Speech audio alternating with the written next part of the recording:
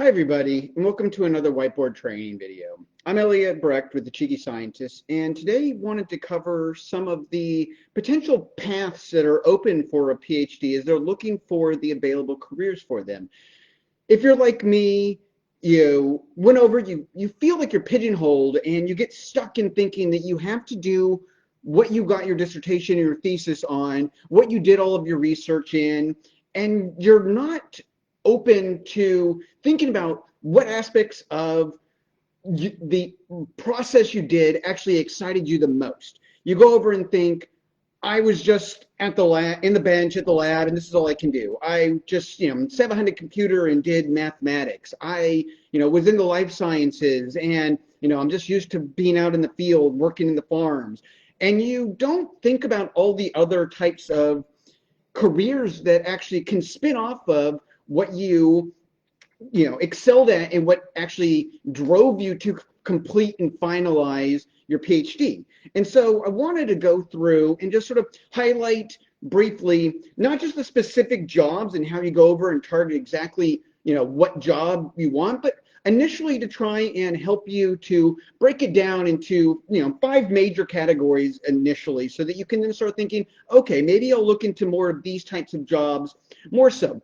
And realize that you have all these other skills that are really going to help you excel within industry and actually get valued.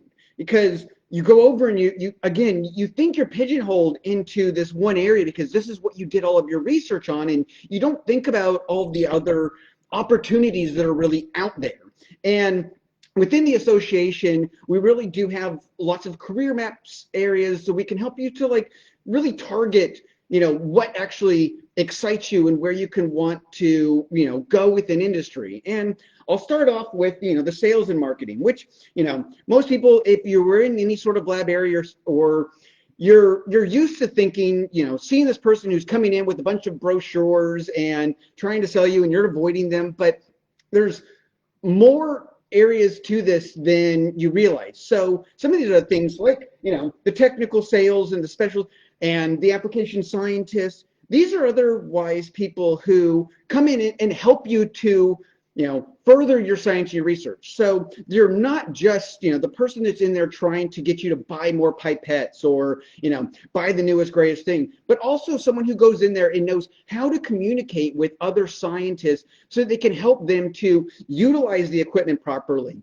If there seems to be an issue with, some processes you're doing with some of the equipment or your experiment, you're going to rely on these people who also have PhDs to help you to complete your science as well. So if you like having the aspect of, a lot of different, projects you're working on, helping other people to, to further their career goals, to actually push the boundaries of science, the sales and marketing is actually a career that could be really exciting for you because you're able to go in there and say, this is how you actually can utilize this processing, this equipment, this, software that we have to really help you to reach your end goals, to actually come up with meaningful data, to actually, to complete the projects. And you're going to go over and you're going to do this with people not just in academia but in industry, because people are utilizing new techniques and new software and new equipment, and they need someone to come in and help them to reach these goals.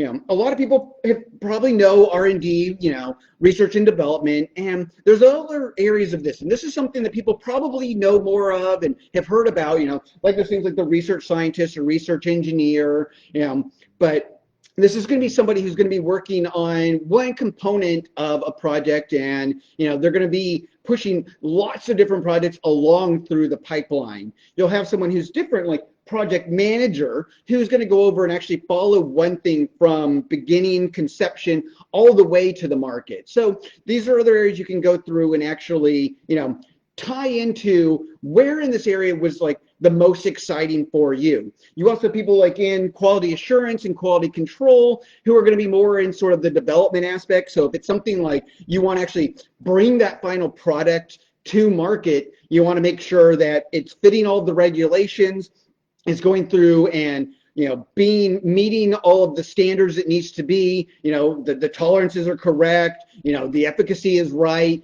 This is where you're going to go into this, and you're going to really tie into the actual development and production aspect of it, and making sure that everything that's made is actually going to follow and be of that quality that is needed for the end user, for say the patient or the medical professional, or whoever is actually using it at the end. So this also can go through for logistics. And so if you want to go through and work for another company that's not just based in research, you can go through and work with someone who's in logistics, in food production, or in distribution. You're going to make sure that everything's going along as it should be. And they need PhDs into these roles as well.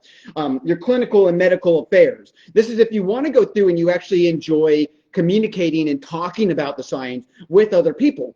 You can go into positions like this, like an MSLA, where you're actually going to not actually be selling a product or anything. You're going to be going over to key opinion leaders and talking to them about the products, about the other use cases for, something that your company has developed. You can go into like regulatory affairs, and this is going to actually go through and making sure that the product is safe and follows the standards, and you're going to go through and you're going to work with all the other departments in making sure they have enough experimentation going through with all the clinical trials properly, going through all the other aspects of this to really help someone reach that goal and bring the product to market as well. You can go through and clinical trial manager. So this is again someone who's going to be on that final sort of stage of bringing a product to market, making sure that someone is able to actually, following the standards that are set out so that, the patient population is being treated ethically, making sure everything in there is actually, done up properly and correctly.